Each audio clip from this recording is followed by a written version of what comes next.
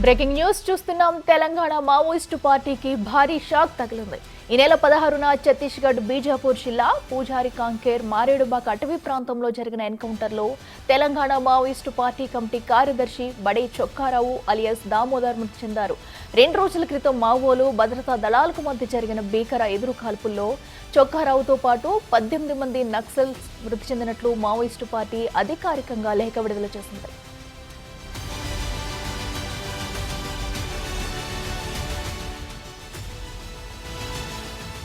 ములుగు జిల్లా తాడ్వాయి మండలం కాలోపల్లి గ్రామానికి చెందిన బడే చొక్కారావు మావో సిద్ధాంతాలకు ఆకర్షితుడై పార్టీలో చేరాడు. 30 ఏళ్లుగా ఆయన నక్సల్ ఉద్యమంలో వివిధ హోదాల్లో పనిచేశారు. కరోనాతో తెలంగాణ రాష్ట్ర కమిటీ కార్యదర్శిగా ఉన్న హరిభూషణ్ మృతి చెందగా కేంద్ర కమిటీ బడే చొక్కారావుకు ఆ బాధ్యతలు అప్పగించింది.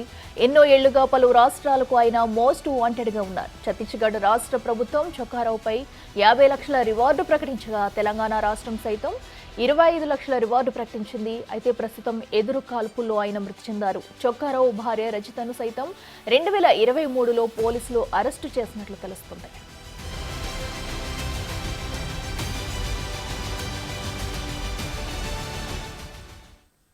ఇదే అంశానికి సంబంధించి మరింత సమాచారం మా ప్రతినిధి భాస్కర్ అందిస్తారు. భాస్కర్, చెప్పండి, మరి ఛత్తీస్గఢ్ లో జరిగిన ఎదురు కాల్పుల్లో కూడా అటు మావోయిస్ట్ అయితే మోస్ట్ వాంటెడ్ గా ఉన్న చొక్కారావు మృతి చెందినట్లు అధికారికంగా కూడా ప్రకటించారు.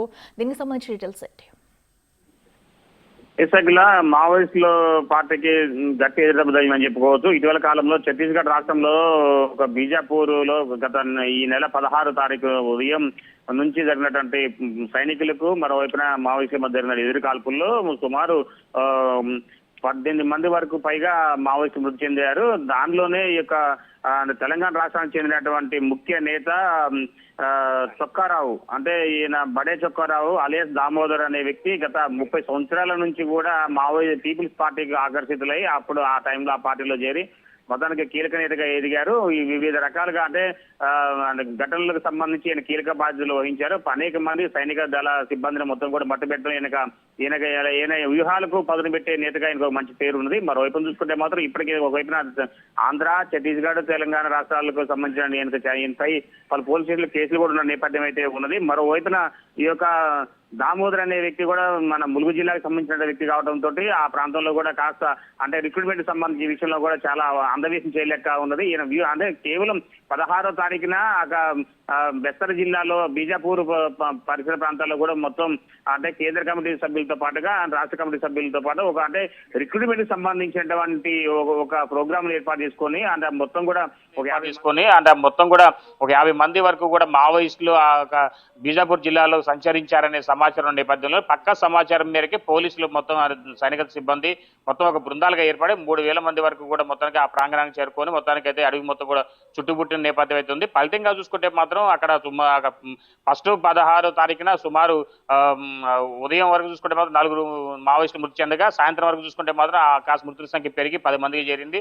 తర్వాత మరుసటి రోజు వరకు ఆపరేషన్ కొనసాగుతూనే ఉంది ఎదురు కాల్పుల ఘటన. మొత్తం దాంతో పాటు చూసుకుంటే మొత్తం సుమారు మొన్నటి వరకు చూసుకుంటే మాత్రం 19 మంది వరకు కూడా మావోయిస్టులు మృతి చెందారు. అందరూ కూడా దాంట్లో 10 మంది కూడా కేవలం తెలంగాణ రాష్ట్రం తెలుగు సంబంధించిన ప్రాంతానికి చెందినటువంటి వాళ్ళంతా కూడా మావోయిస్టులు మృతి చెందిన నేపథ్యం అయితే ఉంది. అఖిల, అయితే ఈ యొక్క ఘటన సంబంధించి ఇప్పటికే అంటే దామోదరు మృతి ఘటన సంబంధించి అంటే చాలా వరకు నిర్ధారించేందుకు కూడా చాలా సమయం పట్టిన నేపథ్యం అయితే ఉన్నది. అయితే చాలా వరకు కూడా అంటే మావోయిస్టుల కేంద్ర కమిటీ నుంచి కూడా అంటే operation south Bastar division committee కార్యదర్శి గంగా పేరిట ఒక శనివారం ఒక లేఖ విడుదలైంది. మరి ఈ లేఖ ఈ ఒరిజినలా కాదా అనే ధోరణిపై కూడా కాస్త ఆ సందిగ్ధం నెలకొన్న నేపథ్యం అయితే ఉంది అఖిల. కానీ ఏదేమైనా సరే మావోయిస్టులకు మాత్రం ఈ యొక్క జనవరి మొదటి నుంచి కూడా ఇప్పటివరకు చూసుకుంటే మాత్రం 29 మంది పైగా మావోయిస్టులు కీలకమైన నేతలు కూడా నేలకొరిగారని చెప్పుకో ఎదురు కాల్పుల్లో మృతి చెందిన నేపథ్యం అయితే ఉంది.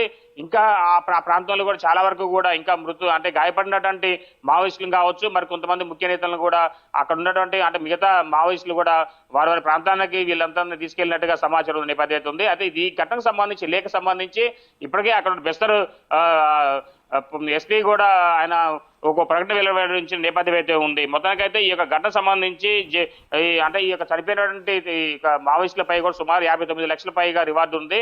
అయితే ఈ చొక్కారావుపై మాత్రం సుమారు 8 లక్షల నుంచి 9 లక్షల వరకు కూడా రివార్డు ఉన్న నేపథ్యం అయితే ఉంది Akhila. Right Bhaskar, thank you.